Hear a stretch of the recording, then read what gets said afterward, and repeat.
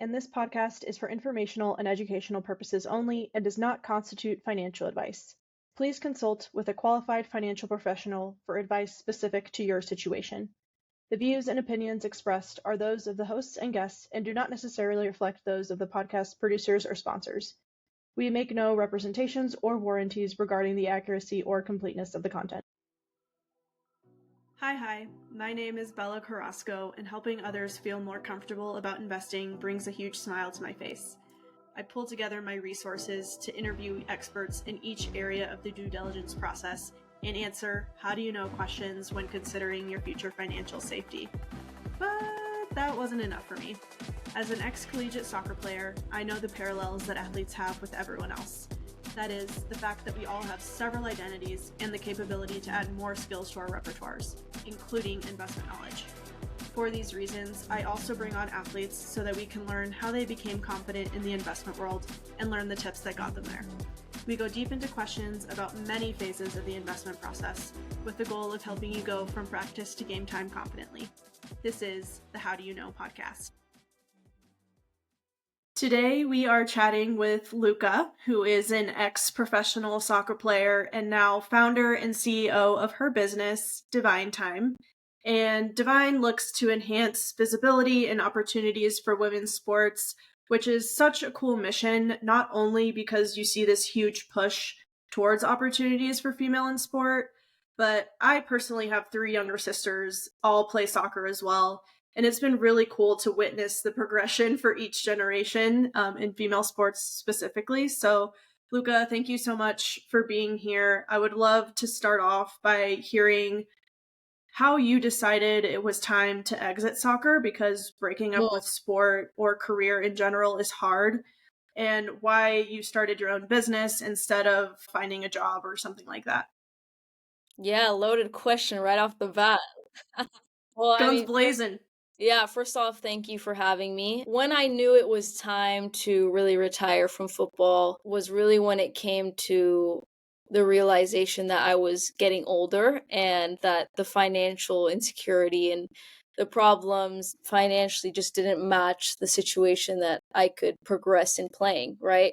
Which is a huge problem across women professional sports in general and women's football. That's to say the least, right? How did you decide that starting your own business would help supplement income instead of just going off and finding a job in a traditional sense? I mean, I always knew that I had a passion for business and entrepreneurship ever since I was studying in Berkeley. And I think I'm very privileged and lucky to have that outside passion and realization that, as an athlete, we can be both. We can be businesswomen, we can be athletes, we can be really good at multiple things, and that's okay. Mm-hmm. And I think that I always knew that I wanted to make an impact in the space that was a pain point for me so that it didn't happen to other women, or I could provide opportunities to a younger generation, which is what we're doing at Divine, that, that we didn't have, that I didn't have growing up. So that was super important for me.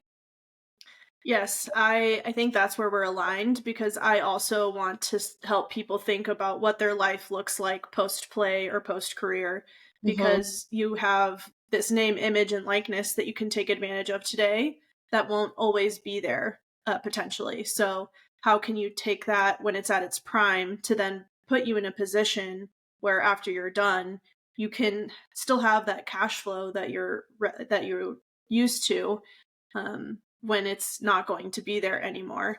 So with that said, did you ever think about what your life would look like after soccer while you were actually playing? So when I was at Berkeley, I founded a club called the Cal Sports Marketing Club. And it was directly a club to help student athletes for life outside of sports, because I realized as a student athlete at Berkeley and looking around at the peers I was with that we just weren't well equipped to enter the workforce. And the reality was that, 1 or 2% of us were going to make it professionally. I was one of the lucky ones that did make it professionally, but a lot of people don't. when they play collegiate sports, right? And then you go into the workforce and you're ill prepared because you've given Mm-hmm. so much time into your sport that you haven't had the summers to do an internship, or you haven't had time to really think about what it's going to look like outside of that sport. So Yeah. I had the luxury of starting kind of my business journey pretty early by founding the Cal Sports Marketing Club.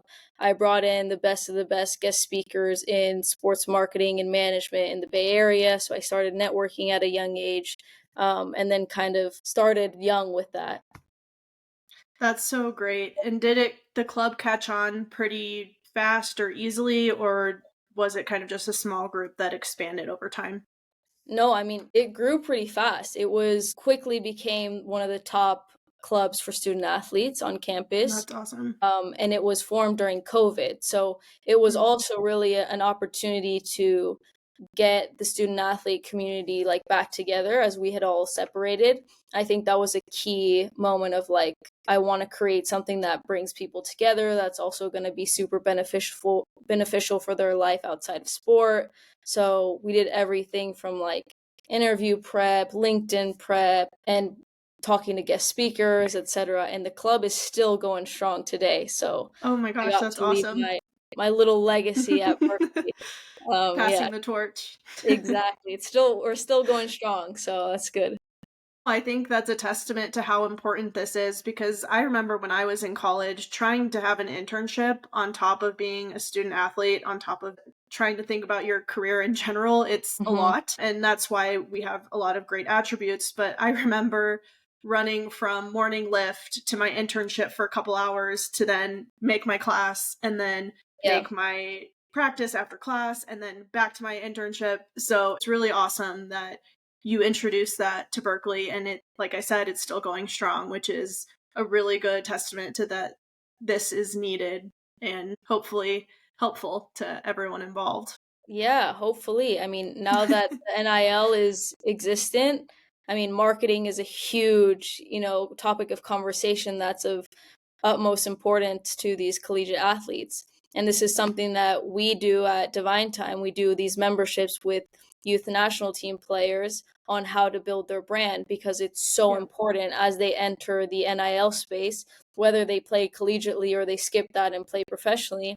It is so important to work on your brand, Yep. right? You got to understand what your story is. You got to be able to promote yourself because, like I said, the reason that I had to quit playing football was because, I didn't have that other stream of income. So I was relying on a contract of, playing football, and that couldn't last me the year. That couldn't Mhm. last me until I'm 30 years old, right? So even the best of the Exactly. best athletes like Alex Morgan, like Megan Rapinoe, the majority of their revenue comes from these deals, these sponsorship deals, these Right. marketing deals, brand collabs, etc. So we really want to prepare the next generation to be able to use their NIL in the best way possible. Right. And that's how we started our conversation today, Mhm. right? Just how can you take advantage of your brand today to set you up for success in the future. So when you reflect on maybe the athletes that you had back at Berkeley in the club or even your clients today, what do you think is the hardest part for them to grasp with all of that? I think that a lot of athletes don't know where to start. They don't Mhm. really conceptualize like why it's important. Like because it's such a new thing, the NIL was like what it started 2 to 3 years ago, right? Yeah, So it's very a new new. concept that there's not a ton of education around, which is something that I hope really gets brought into these universities for these collegiate athletes because it's so important. But I think when we first start with our clients, I always ask them straight up, like, do you know what NIL is? Do you know what building your brand is? And they Hmm. always don't know how to answer that question. So I think Wow. just the general concept of like, what is building your brand? Like, let's Mm-hmm. start from the basic, like, what is building your brand?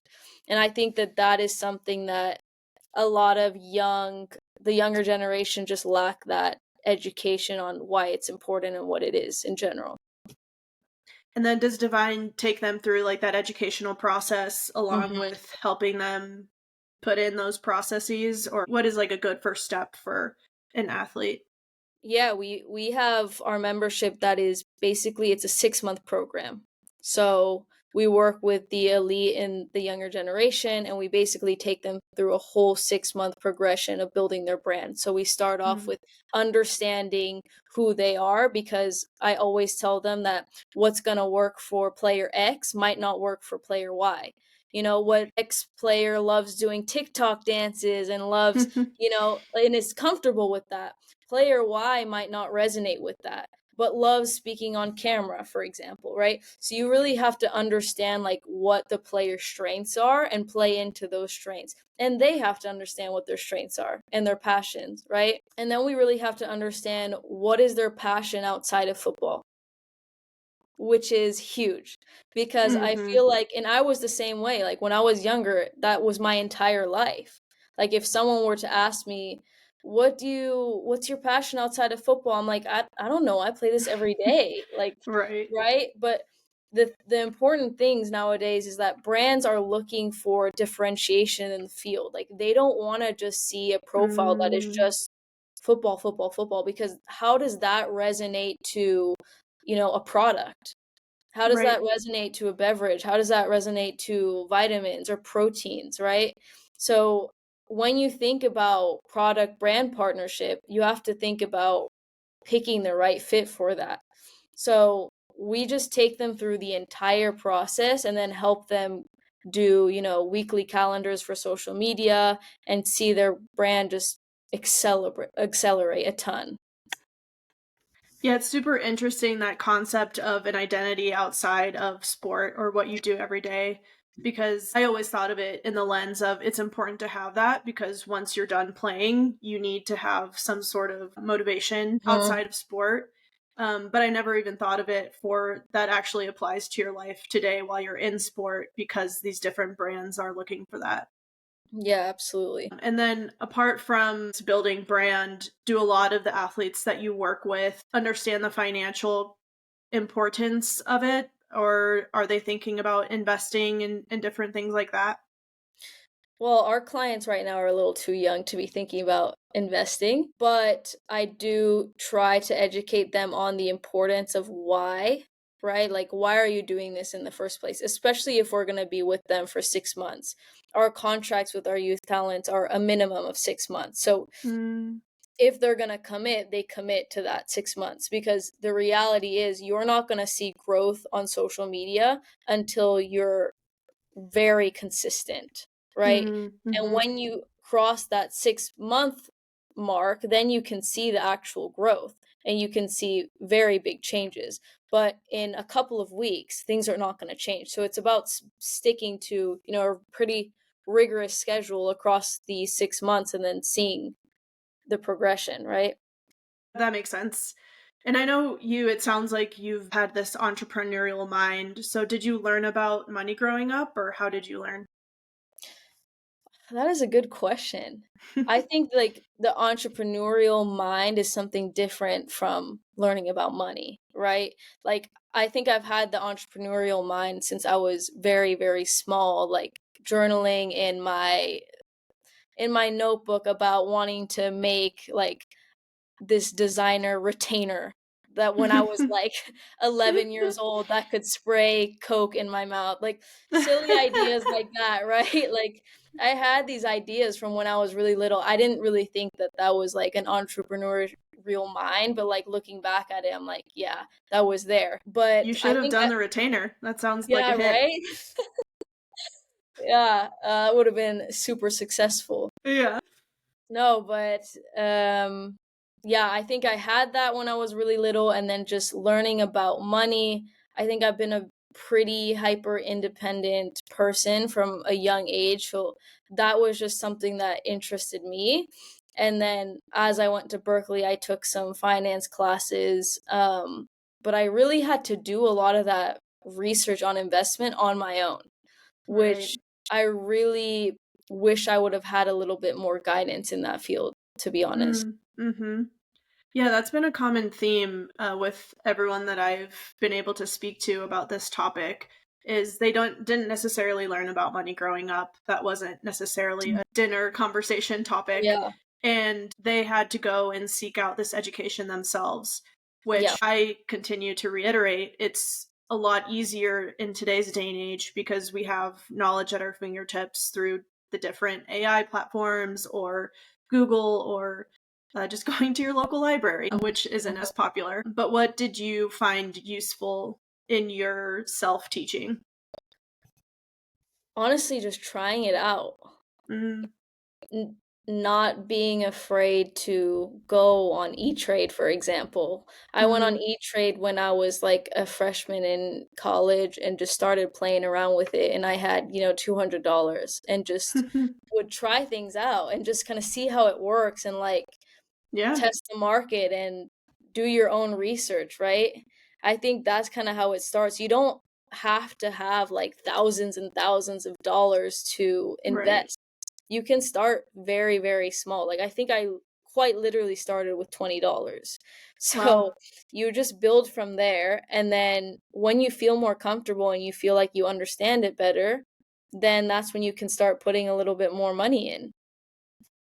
I agree. I think the best teacher is by doing. You can almost have analysis paralysis by just ingesting a lot of different knowledge that you come across, but until you do it yourself, it's going to be the best teacher for you.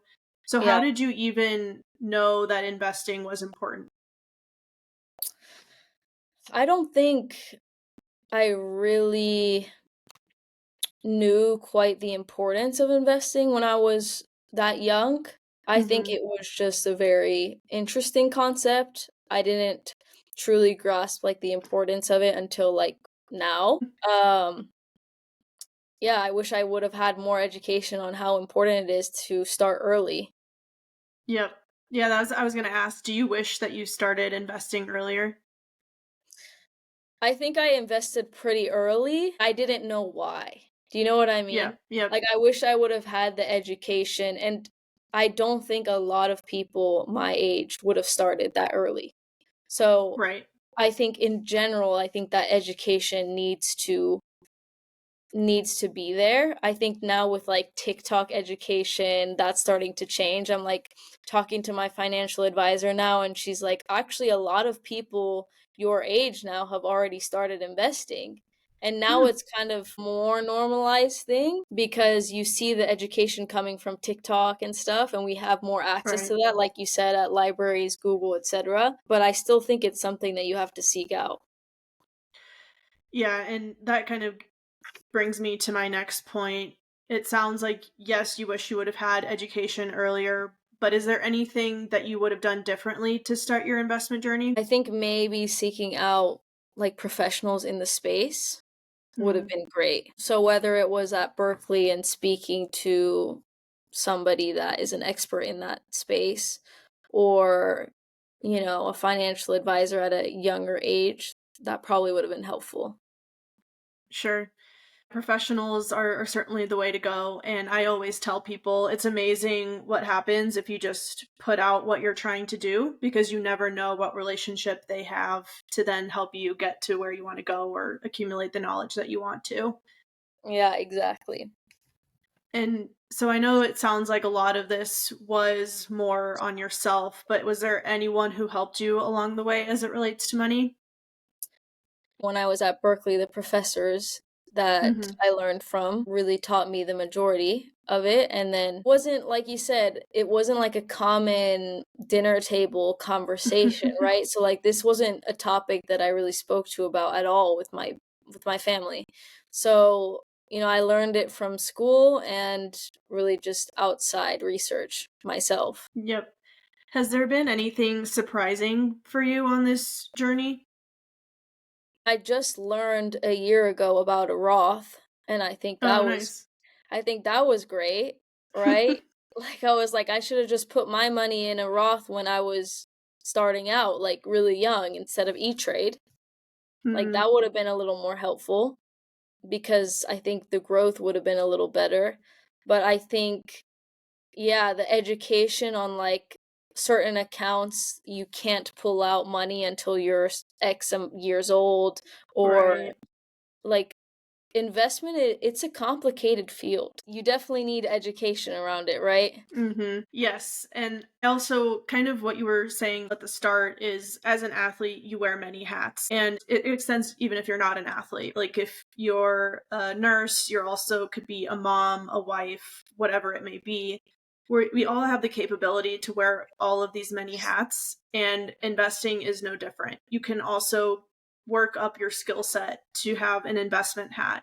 And Mhm. I don't want it to be something that's scary because I think that everyone has the capability to learn it and it shouldn't have to be so ominous. But yes, it can be very confusing at first, which is why, like you were saying, reaching out to professionals or friends that have been in it is a first step that I would take instead of just putting it off, because I do think it's a very important thing to have. Yeah, absolutely. So, when you're thinking about investing for yourself, what do you look for? Is it simply just kind of going into your E Trade account? When I think about investing for myself, obviously we're looking at like growth, right? You want to put money into something that's going to accumulate and grow over time. And then you want to try and figure out like what is going to be the fastest way to grow that money over time. I wish I could be, a VC and really invest in like the women's football or the women's sports market right now, because Mhm. the growth is amazing and I feel like the trajectory is it's super positive right now. It's a very exciting field to be in. But as a smaller investor, right? I think it's just kind of like I said, starting out, testing things out, trying the E-Trade, trying a Roth, diversifying your portfolio as much as you can, kind Mhm. of going from there. Yes, that's something that I also really advocate for, because I feel like a lot of the time when you think about investing, it's just the traditional 60/40 portfolio of stocks and bonds. Hmm. And of course, over time, depending on where you are in your life cycle, you'll want to have more risky investments versus Yeah. safer. As you reach retirement, you'll want to be a little bit more safer with your investments. But this concept of alternative investing, so whether that's real estate or VC investing or private equity investing, is something that I think people need to adopt into their portfolios for diversification purposes and things like that as well. So, when you're thinking about women's sports, what if an investor wants to pursue that asset class specifically, you would probably say that it's a slow burn, right? Like even though it's getting momentum today, investors really should think about it more as a long-term Yeah, rather than a short-term investment. definitely. I Yeah. would definitely think about it that way. Great. Well, let's end with a quick three fire round of questions. And the first one will be, what is your favorite trip that you've taken? Probably Japan. I recently went to Tokyo to visit my mom because she lives there now, Oh, nice. with my partner, and it was just the most incredible trip. And we spent 2 weeks there, and it was Wow. yeah. What parts did you go to Kyoto or Osaka Yep. or any other We towns? we went to Kyoto and we were in Tokyo, obviously. Yep. Kyoto was my favorite. It was so beautiful, the nature, I mean, the food. Come on. Oh, yeah. Did you went to the market? I went everywhere. Yeah. I mean, I was out every day in Japan. Like, I was living my best life there. It was great. It went to Japan last year and I had a very hard time deciding what time of year to go because I've heard cherry blossom season is Yeah, amazing. I missed the Um, cherry blossom Me season. too. I did miss it. So we'll just have to go back another year. Exactly. But I also heard during that cherry blossom season, it's super packed. Like, it's so That's crowded. true. And there's Right. nothing that I hate more than wasted time. Like, I know. that is like my number one pet peeve. If I have to Yes. wait in a line for anything for like an hour, nope, Yep. that's I not know. that's not Yeah, for me. that's So exactly how I am too. so I feel like if you go during a sunny day, even though the cherry blossoms aren't out, I would still take that over like Yeah. super crowded area. You can't even walk until like you're gonna bump into Right. people. No. Right. No. Hopefully your mom can just send you some pictures. Exactly, that's all I need. Second question, what is a restaurant that you like going to frequently? I'm currently in Stockholm, Sweden, so I don't really go out to eat much. I'm not a Swedish food lover, so I don't really go out to eat too much here. Hmm. Um, so I don't think I have a favorite restaurant right now. Is Swedish food just not appetizing? No, I mean, like, I respect, like, cultures and foods and love that, but Right, right. I think like, does Sweden even have, like, a specific food? Like, when you I don't it's know. it's like meatballs and sauce and Okay. potato, like, do you know what I mean? Yeah, yeah, yeah. And I could be wrong. Hey, I've been here a year, I don't know, but it's alright, it's alright. Sweden's probably known for other things, maybe. Exactly, like the cold weather, Yeah, like the that's why snow, you live there. beautiful snow, Uh, exactly. Last question is how do you stay up to date on the news?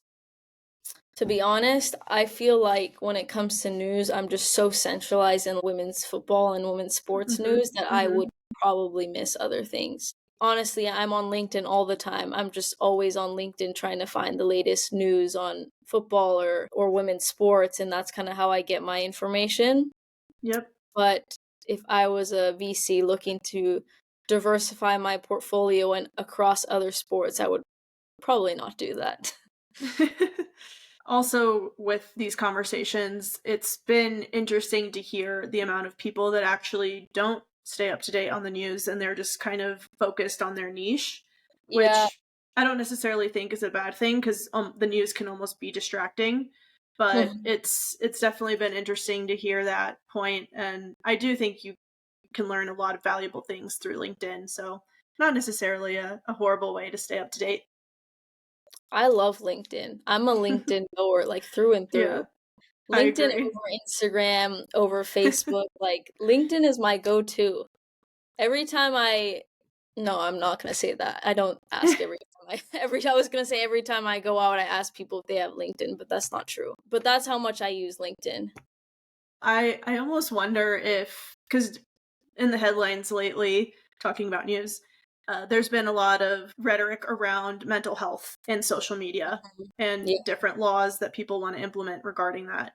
And I've always wondered if LinkedIn falls into that category, just because I think It's a LinkedIn is more of a platform where you go to learn, not necessarily compare yourself or the other kind of mentally taxing things you get from an Yeah. Instagram. That's actually such a good there should be a study on that, if, I like, know. LinkedIn is a part of I don't know, I could see how it could potentially be, Right. because people are, like, posting updates about their lives, and maybe you get FOMO for, like, not going to X event, or, like, Bob True. get Bob gets a promotion, and you're like, "Well, I work with Bob, like, why didn't I Yeah. get the promotion?" And, like, Bob's Right. posting it about on LinkedIn, and everyone's, like, celebrating, like, "Congratulations, Right. Bob," right? Right, Like, could right. be, could be. But I personally have not felt that same feeling of, like, the same feeling of going on Instagram or, like, Right. Facebook or that type of thing, or TikTok. Yeah, Yeah. it's a good point. I'm sure there's some facet of the mental health component with LinkedIn, but maybe it's just not as much as the other platforms. Yeah, exactly. So this is why free promo for LinkedIn, and There you go. this is why you should hop on LinkedIn. Yeah, LinkedIn queens. Exactly. You should title that for the There podcast. you go. Maybe we'll get a sponsorship. Exactly. Come on now. Well, thank you again for being on. Is there a way that people can reach out to you? Yes, people can reach out to us at info@divinetimeagency.com or on our Instagram at divinetimeagency. Perfect. All right, Luca. Well, thank you again. I hope people got a better sense for why investing and taking advantage of your brand, no matter what it is today, is important for your future success. Until next time, adios. Bye. If you are ever interested in a recap with the main points discussed throughout the podcast episode, check out the Q&A series because we dig deeper into the concepts discussed, and you can follow along on YouTube if that's preferred. If you find any value in the show and want to support it, it would be awesome if you texted someone right now about it. You can say you have a podcast recommendation that you think they should listen to and then ask them to get back to you with their thoughts. Anything helps, and I really rely on the amazing investors like you to spread the word. Thank you so much for listening, and please feel free to reach out at any time.